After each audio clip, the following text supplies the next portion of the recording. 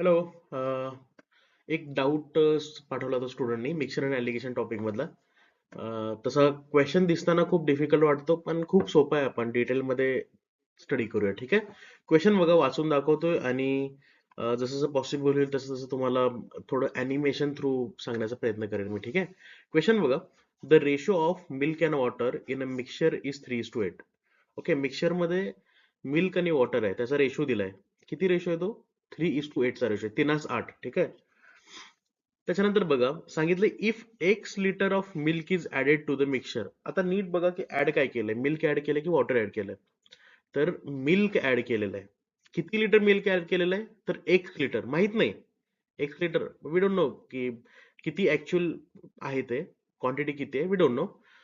तर फक्त 1 लिटर एवढं ऍड केलं आणि ते ऍड केल्यामुळे काय झालं की then ratio becomes 5:4. Milk add केल्यामुळे नवीन रेशो तयार झाला 5:4.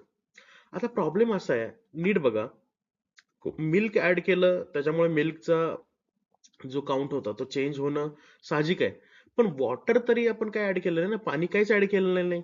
जर पाणी ऍड केलेलं नाही तर आधी 8 प्रमाण होतं ना, 3:8 मध्ये 8 प्रमाण होतं, ते आता 5:4 मध्ये 4 झालं. आता ह्या 4 ला 8 करावं लागेल आपल्याला, कारण वॉटरचा नंबर आपल्याला चेंज करून चालणार नाही. म्हणून काय करायचं, मल्टिप्लाय बाय 2. 5:4 ला 2 जर मल्टिप्लाय केलं तर नवीन रेशो येईल 10:8, 10:8. आता ह्याच्यामध्ये तुम्हाला दिसेल की 5:4 आणि 10:8 ह्या दोन्ही सेम गोष्टी आहेत, बरोबर. फक्त दोन्ही मल्टिप्लाय केलंय. आता वॉटर आधी 8 होतं, आता पण 8 आहे. पण जर नीट लक्षपूर्वक बघितला तर मिल्क 3 वरून 10 झालं. मिल्क काय झालं, 3 वरून 10 झालं. 3 वरून 10 झालं म्हणजे किती पार्ट वाढले रे? 7 पार्ट वाढले 1 लिटर ऍड केल्यामुळे. म्हणून मी साईडला लिहिलं 7 पार्टची व्हॅल्यू 1 लिटर आहे. पुढे काय सांगितलंय बघा, and 27 litre of water is added to the mixture. आता 27 लिटर वॉटर ऍड केलं. आधी मिल्क ऍड केलं होतं, आता वॉटर ऍड केलं. ओके. वॉटर किती ऍड केले रे?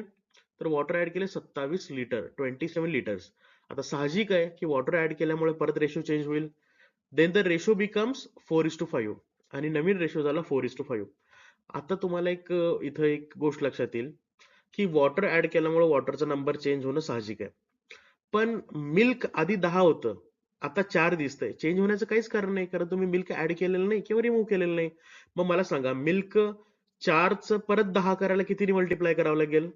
2.5 मल्टिप्लाय करावं लागेल, 2.5 नी.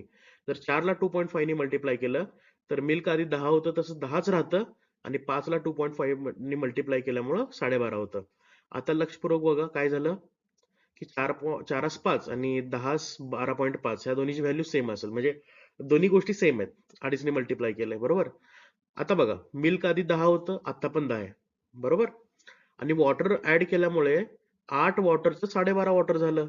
म्हणजे किती पार्ट वाढले वॉटरचे? 8 वरून 12.5, 4.5 पार्ट्स वाढले. कशामुळे? 27 लिटर पाणी ऍड केल्यामुळे. मग आता तुम्हाला एक गोष्ट लक्षात आली का? त्याने विचारलंय find the value of x. जर 7 पार्टची व्हॅल्यू एक्स असेल तर 4.5 पार्टची व्हॅल्यू 27 लिटर असेल. मग आपल्याला एक्स ची व्हॅल्यू काढायची. तर एक्स असेल, एक्स इज इक्वल टू बघा, 7 इंटू 27 डिवायडेड बाय 4.5. मी काम करतो, या 4.5 ला 9 डिवायडेड बाय 2 लिहितो, काही फरक नाही पडत तसं, बरोबर. मग हे येईल 9 त्रिक 27, बरोबर. मग हे होईल 7 त्रिक 21 गुणिले जे छेदाच्या छेदामध्ये 2 आहे ते वरती जाऊन मल्टिप्लाय होईल, आणि उत्तर येईल 42 लिटर, 42 लिटर. म्हणजे ऑप्शन बी ह्या क्वेश्चनचं बरोबर उत्तर आहे, option B.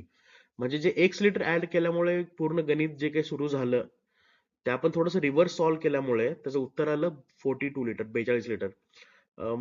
On an average ह्याला सॉल्व्ह करायला तुम्हाला 45 सेकंद बास होतील. ठीक आहे. अँड आय होप तुम्हाला हा डाऊट क्लिअर झाला असेल. Thank you so much. Have a nice day. Bye.